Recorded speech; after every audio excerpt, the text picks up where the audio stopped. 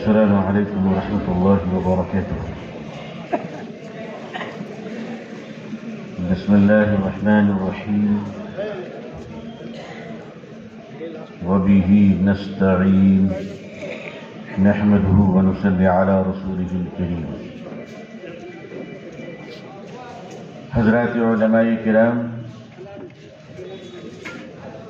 सामीन निज़ाम अमायदीन शहर, मुस्लिम समाज जंगल महल के तमाम जिम्मेदारान और यहाँ तशरीफ़ लाए हुए सैकड़ों की तादाद में हमारे गयूर अफराद, मैं एक बात आपसे अर्ज़ करूँ कि इस वक्त जाहिर है कि आप भूख की शिद्दत में हैं और भूख की हालत में तकरीरों का आलम क्या होता है वो आपको अंदाज़ा हो जाएगा। ये एक नॉन पॉलिटिकल प्रोग्राम है जो कम्युनिटी अवेयरनेस के लिए बुलाई गई है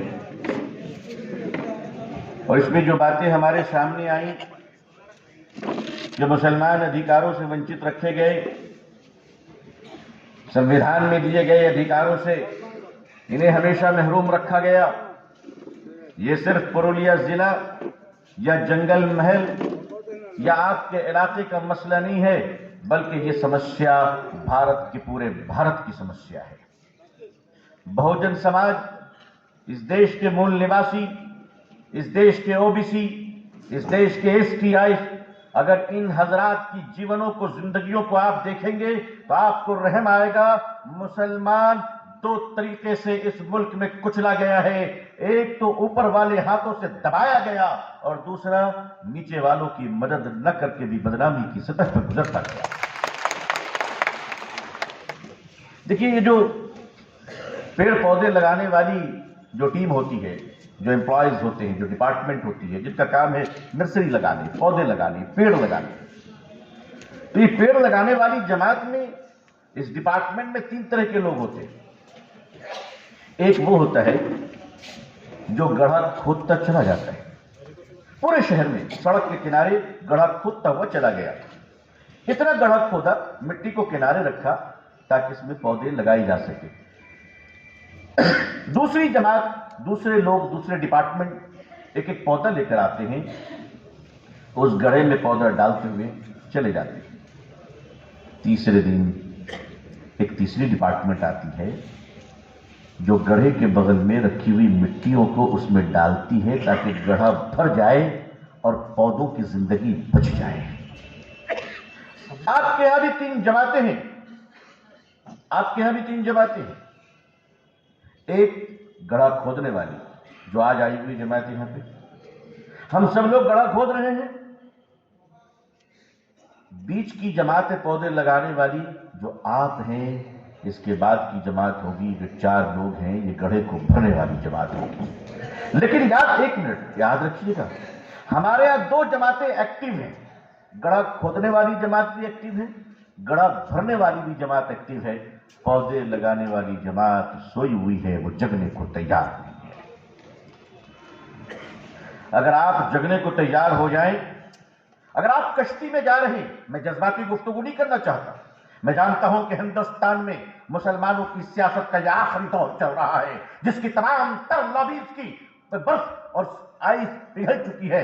अब हम जिस दहाने खड़े हुए हैं, जिस संविधान की हम बात कर रहे हैं, जिस दस्तूर की बात कर रहे हैं, जिस कॉन्स्टिट्यूशन की बात कर रहे हैं, मुसलमानों, देश के मूल निवासी समाजों, बहुजन समाज और इस देश के हिंदू भाइयों, कान खोलकर सुन लो कि भारत के जिस संविधान पे हमें नाज है, आज खतरा हिंदू और मुसलमान पर नहीं, भारत के उसी संविधान पर है।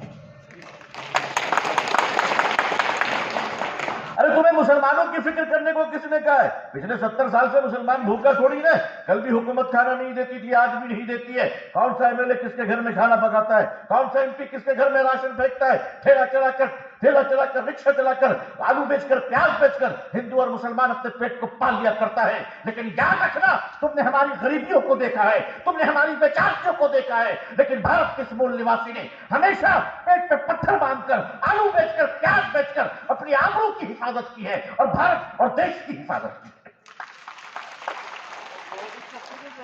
ये बॉर्डरों पर रहने वाले लोग ये भारत के बड़े बड़े नेताओं के बेटे नहीं, बल्कि गरीबों की औलाद है। आपकी और हमारी बेदारी, हम तो सिर्फ कहते हैं कि भारत को भारत रहने दो। मुसलमानों के लिए किसी स्पेशल पैकेज की न कल जरूरत थी, न आज जरूरत है। ये तो भड़काने के लिए बोला जाता है, ये तो बेवकूफ बनाने के लिए बोला जाता है। मैं कहता हूं आओ और शांति पर जन्म, भारत में शांति लाओ। इस शांति की ठंडक में मुसलमान भी जी लेगा, हिंदू भी जी लेगा। आओ इस देश में रोजगार फराहम करो। मुसलमानों के लिए स्पेशल किसी रोटी की जरूरत नहीं है। हमें तुम मौका दो। खुदा की कसम, हम वो कौम हैं कि जब कोरोना में ये देश थाली बजा रहा था तो हम थाली सजा रहे थे। हमने लोगों को पानी पिलाया है, हमने खाना खिलाया है। तुम क्या जानो हमारे दर्द को? सुन लो, आज अगर भारत को पाकिस्तान के बॉर्डर से लेकर चाइना के बॉर्डर तक अगर खतरा आ गया, हमें आवाज देना। हम मदरसों से अपने बच्चों को सर पे कफन पहनाकर पहुंचा देंगे। हम तुम्हारी तरह देश का सौदा नहीं किया करते। हमने इस देश का कफन नहीं बेचा है, हमने इस देश की जमीन नहीं बेची है, हमने इस देश की भूमि नहीं बेची है। इसलिए कि तुमने इस देश को पेंटिंग से सजाया होगा, तुमने इस देश को आर्ट से सजाया होगा, वो हमें जिसने भारत को अपने सजदों से सजाया है। तुम हमसे पूछते हो भारत क्या है? भारत भारत है, भारत रहेगा। तुम आते रहोगे, तुम जाते रहोगे। देश है, देश बाकी रहेगा। भारत के ये मूल समाज, बहुजन समाज, SC ST, आपको पता है कि इस समाज पर कितने अत्याचार हो रहे हैं? मुसलमानों, मैं भारत और संविधान से ऊपर उठकर एक बात कर रहा हूं। तुम ये बताओ, अगर तुम्हारे सामने गरीब की बच्ची भूख से मर जाएगी, कल क़यामत के दिन तुम खुदा को क्या दिखाओगे? मैं तुम्हें एक मुसलमान होने की हैसियत से पूछ रहा हूं। मैं उस देश का निवासी हूं जहां एक 7 साल की बच्ची भात भात कहते हुए मर जाती है। शर्म नहीं आती हमारे डिपार्टमेंट को। मैं उस देश का निवासी हूं जहां एक हमारा हिंदू भाई अपनी देहांत की हुई पत्नी के लाश को ले जाने के लिए एम्बुलेंस नहीं मिलता है तो कंधे पर उठाकर ले जाता है। हमें शर्म आनी चाहिए। मैं बिल्कुल मुसलमानों की बात नहीं करता, मैं देश की बात करता हूं। देश रहेगा, तुम भी रहोगे, हम भी रहेंगे। लेकिन आओ, इस कश्ती पर सुराख क्यों करना चाहते हो? इस कश्ती में छेद क्यों करना चाहते हो? जिस कश्ती पे हम सब सफर कर रहे हैं, हम सब लोग चल रहे हैं।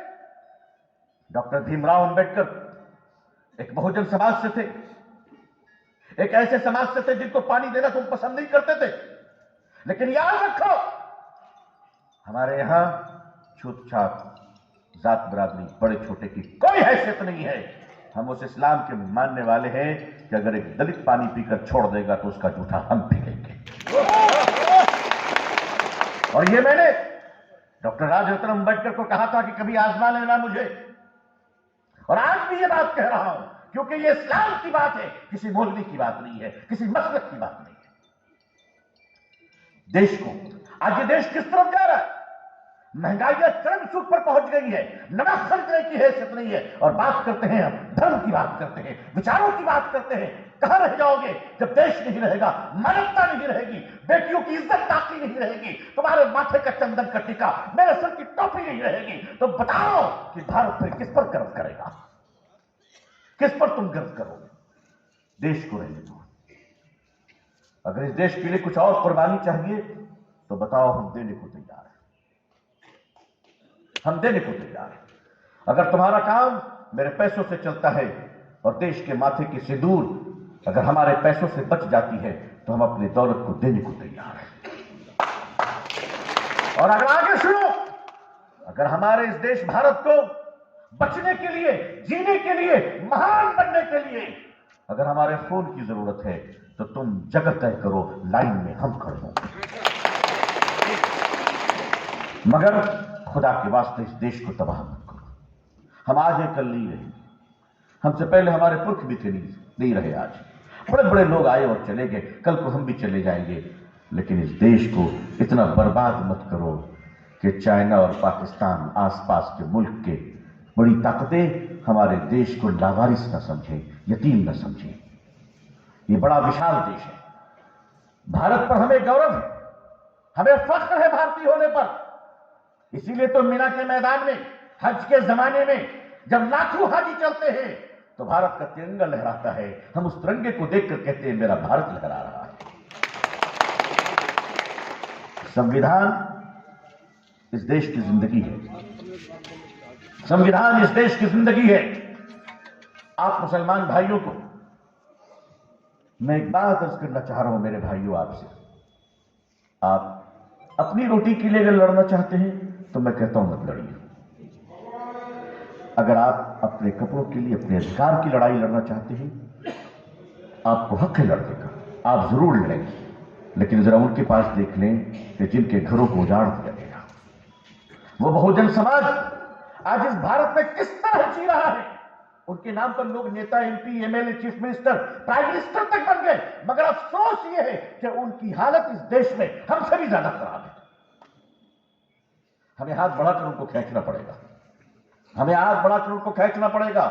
इस देश के 85% मूल निवासी आज इस भारत के असल हक से, अधिकार से वंचित कर दिए गए हैं, महरूम कर दिए गए हैं। और मुसलमान चूंकि एक ऐसी कौम है कि तन्हा ये खाना नहीं खा सकती जब तक कि किसी भूखे को भी ना खा रखे।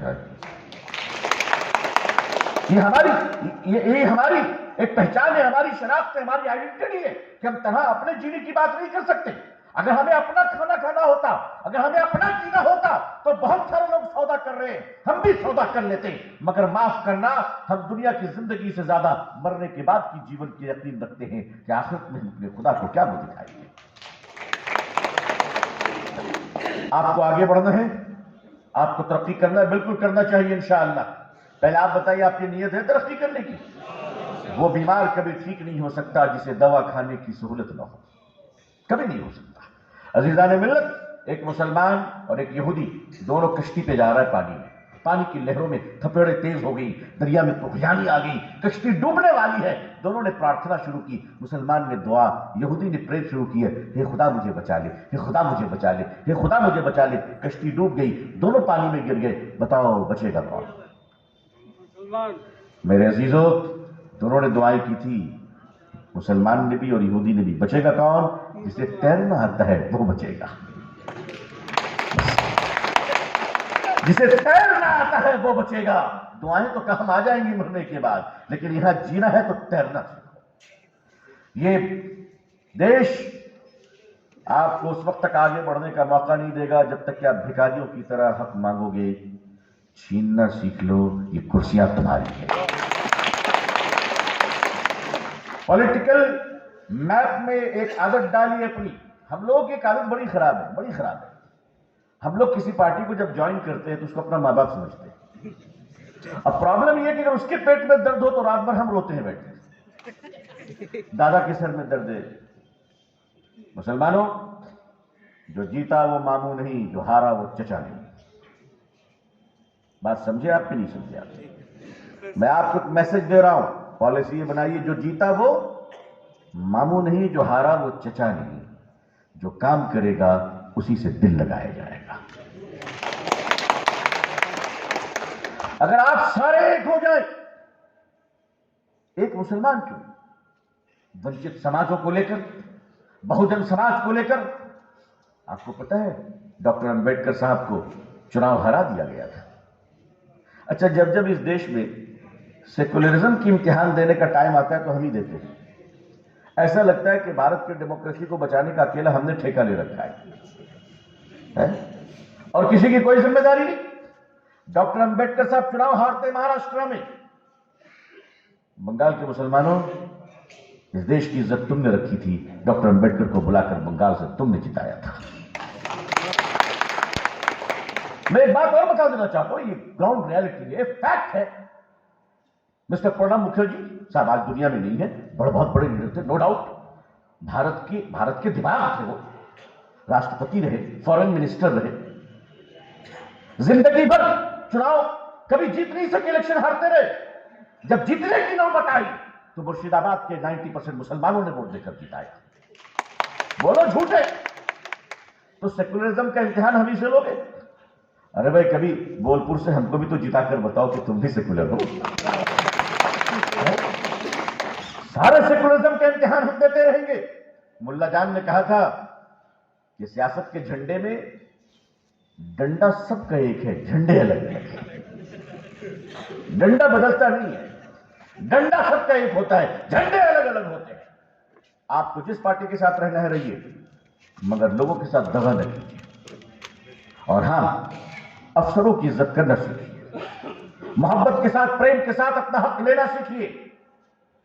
आपको खुदा ने वो सलाहियत दी है कि आप किसी फंड का इंतजार न करें। फंड तो बहुत आता है, पंचायत राज में फंड आ रहे हैं, एमपी के अकाउंट में फंड आ रहे हैं, एमएलए के पास फंड आ रहे हैं। भारत में पैसों की कमी नहीं। भारत तो सोने की चिड़िया थी, तभी तो अंग्रेज यहां आए थे, वरना क्या जरूरत थी उसे आने की।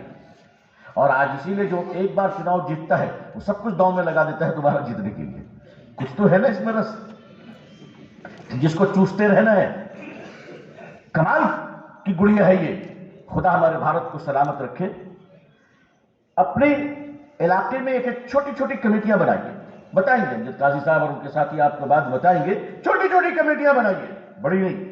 और अपने पैसों को संभाल कर रखिए और अपने बच्चों को मजबूत तालीम दीजिए, स्ट्रॉन्ग एजुकेशन। ये कंपटीशन का जमाना है, मांगने वालों को नहीं, छीनने वालों को मिला करता है। आगे बढ़िए। पुरुलिया के लोगों, पुरुलिया के मुसलमानों, पुरुलिया के बहुजन समाज के लोगों, आप सलाम पेश है कि आपने कैसे इलाके में अपनी एकता और अखंडता और अपनी जागरूकता का सबूत दिया है कि आपसे हमें लगता है कि आप ही जगह हैं। आपको देखकर लगता है कि आज से हिंदुस्तान जग गया है, आज से भारत जग गया है। खरबूजे को देखकर खरबूजा रंग पकड़ता है, आपको देखकर दूसरे लोगों के अंदर भी जागरूकता आएगी। खुदा आपको सलामत रखे, आप अच्छे रहें, छोटी छोटी बातों में भड़के नहीं। निगेटिव बातें बड़ी आएंगी, आपको एक दूसरे के खिलाफ भड़काया जाएगा। लड़ते रहे सारी जिंदगी, कुछ नहीं कर पाए।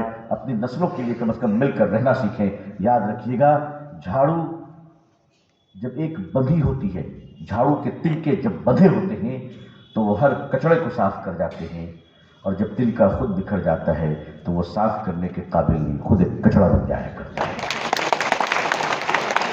बहुत बहुत शुक्रिया आप हजरात का। खुदा सलामत रखे। आखिर दावाना अल्हम्दुलिल्लाह रब्बिल आलमीन वस्सलामु अलैकुम वरहमतुल्लाहि वबरकातुहू।